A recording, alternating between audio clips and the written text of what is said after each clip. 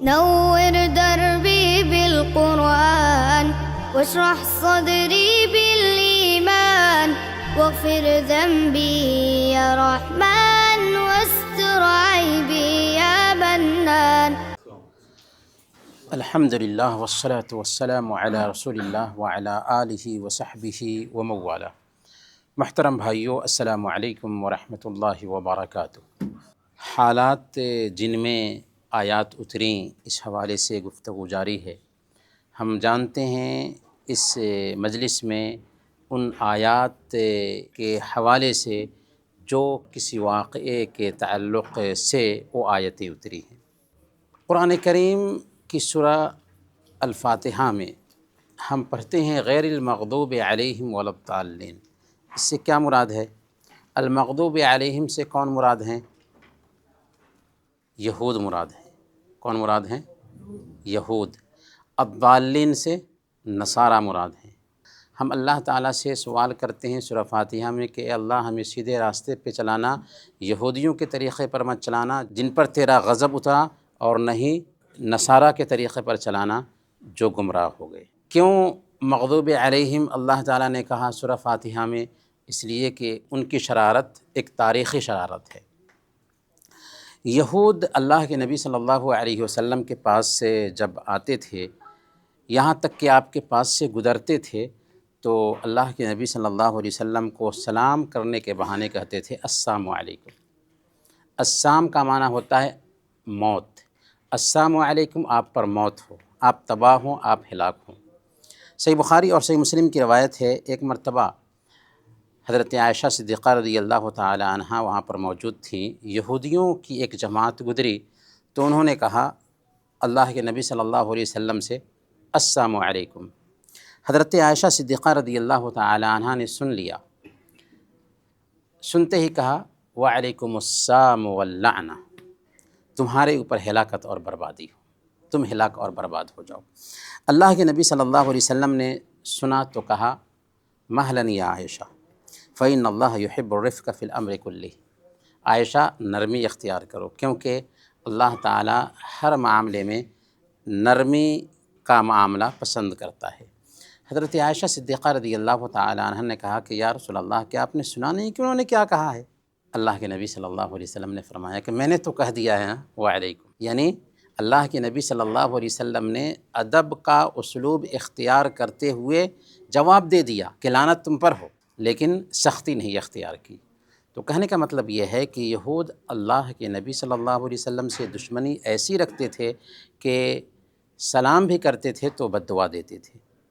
اسی قبیل کی ایک روایت ہے، صحابہ کرام اللہ کے نبی صلی اللہ علیہ وسلم کی مجلس میں بیٹھتے تھے تو کسی صحابی کو کوئی بات سمجھ میں نہیں آتی تو اللہ کے نبی صلی اللہ علیہ وسلم سے کہتے تھے راعینا، اے اللہ کے نبی صلی اللہ علیہ وسلم ہماری رعایت کیجئے، یہ بات دہرا دیجئے، یہ بات ذرا دوبارہ کہہ دیجئے تاکہ یہ بات ہم کیچ کر سکیں، ریپیٹ کر دیجئے. راعینا کا مطلب ہوتا ہے.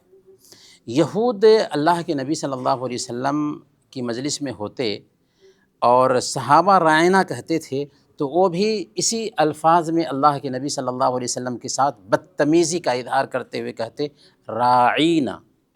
راعینا کا مطلب ہوتا ہے ہمارے چرواہے. اللہ کے نبی صلی اللہ علیہ وسلم کے ساتھ بے ادبی اور گستاخی کا مظاہرہ کرتے ہوئے راعینا کہا کرتے تھے. اللہ رب العالمین نے اس پس منظر میں یہ آیت کریمہ اتار دی، یا ایہا الذین آمنوا لا تقولوا راعینا وقولوا انظرنا واسمعوا وللکافرین عذاب علیم. اے ایمان والو، نبی پاک صلی اللہ علیہ وسلم سے خطاب کرنا ہے تو یہ مت کہو راعینا بلکہ کہو انظرنا. یعنی اے اللہ کے نبی صلی اللہ علیہ وسلم ہماری رعایت کیجیے، یہ لفظ مت استعمال کرو بلکہ کہو اے اللہ کے نبی صلی اللہ علیہ وسلم میری طرف دیکھیے. اس سے پتہ یہ چلتا ہے کہ کوئی ایسا لفظ ہو جس کو غلط معنی میں استعمال کیا جا سکتا ہو، خاص طور پر اللہ اور اس کے رسول کے لیے، تو ایسے لفظ کے استعمال سے بچنا چاہیے. اللہ تعالیٰ نے اس کے بعد کیا فرمایا؟ واسمعوا، غور سے سنو. جب اللہ کے نبی صلی اللہ علیہ وسلم کی مجلس میں بات ہو رہی ہو تو یہ کہنے کی ہی نوبت نہ آئے کہ ذرا دہرا دیجئے، ہماری رعایت کیجئے، ہمارا خیال کیجئے، یہ کہنے ہی کی نوبت نہ آئے، اس لیے بات کو غور سے سنو۔ وَلِلْكَافِرِينَ عَذَابٌ أَلِيمٌ، اور کافروں کے لیے دردناک عذاب ہے۔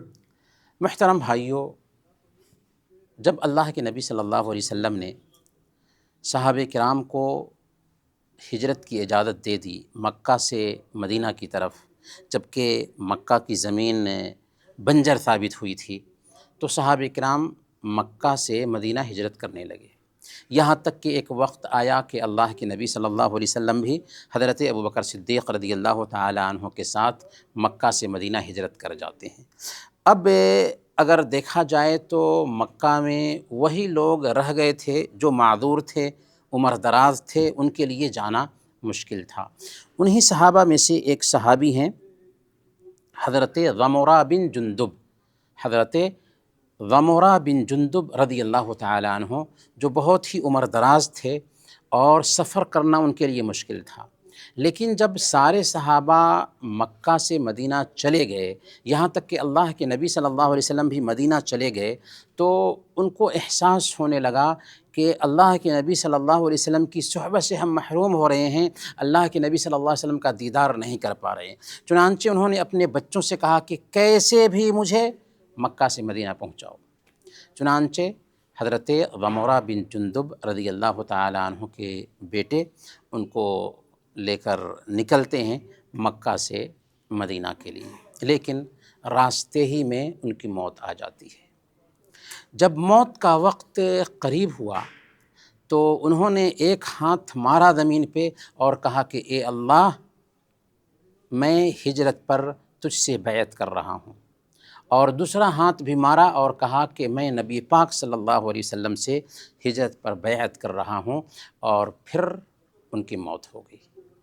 اس پس منظر میں اللہ تعالیٰ نے یہ آیت کریمہ اتار دی، وَمَن يُهَاجِرْ فِي سَبِيلِ اللَّهِ يَجِدْ فِي الْأَرْضِ مُرَاغَمًا كَثِيرًا وَسَعَةً وَمَن يَخْرُجْ مِن بَيْتِهِ مُهَاجِرًا إِلَى اللَّهِ وَرَسُولِهِ ثُمَّ يُدْرِكْهُ الْمَوْتُ فَقَدْ وَقَعَ أَجْرُهُ عَلَى اللَّهِ، جو کوئی اللہ کے راستے میں ہجرت کرے گا وہ زمین میں پناہ لینے کی بہت سی جگہیں پائے گا اور کشادگی پائے گا۔ جو کوئی اللہ کے راستے میں ہجرت کرے گا اپنے ایمان کو بچانے کے لیے، اپنے دین کو بچانے کے لیے، تو وہ زمین کو کشادہ پائے گا اور معاشی اعتبار سے بھی ترقی کرے گا۔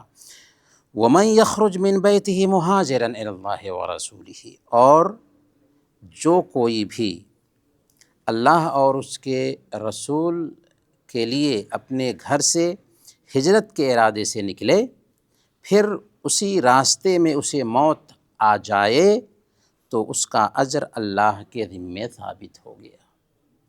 تو اس آیت کریمہ کے ذریعہ یہ پیغام دیا گیا کہ جو آدمی اچھی نیت سے کوئی کام شروع کرتا ہے اور اس کام کو مکمل نہیں کر پاتا، پھر بھی اللہ تعالیٰ اس کو اس کی نیت کا ثواب دیتا ہے، پورا ثواب دیتا ہے۔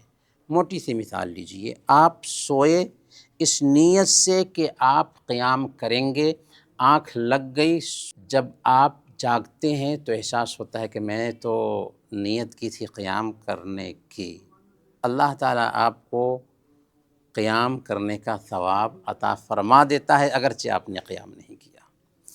اللہ کے نبی صلی اللہ علیہ وسلم بیان فرماتے ہیں، سنن نسائی کی یہ روایت ہے کہ جو آدمی اس نیت سے بستر پر گیا کہ جاگ کر کے قیام کرے گا اور اس کی آنکھیں لگ گئیں اور وہ صبح تک سویا رہ گیا، کتب لہ ما نوی وکان نومہ صدقۃ علیہ من ربہ عز وجل، تو اس نے جو نیت کی تھی اس نیت کا اس کو ثواب مل گیا اور اس کا سونا صدقہ بن جاتا ہے۔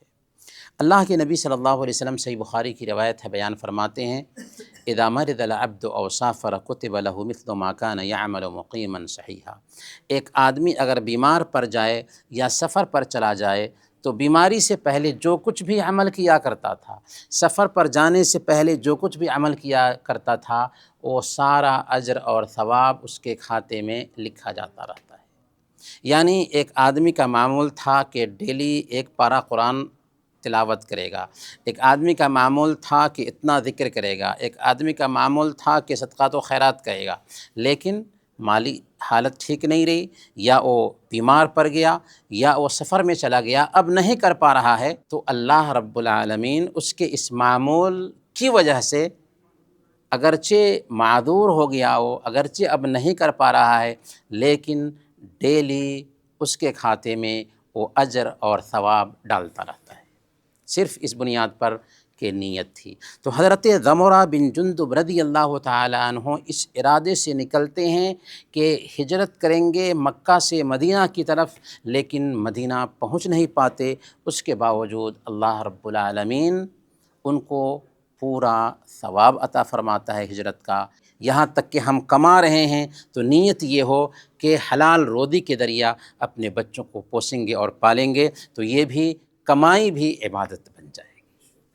اللہ تعالیٰ سے دعا ہے کہ اللہ تعالیٰ ہم سب کو قرآن اور حدیث کے مطابق زندگی گزارنے کی توفیق عطا فرمائے۔ آمین و صلی اللہ علی نبینا محمد وعلی آلہ وصحبہ۔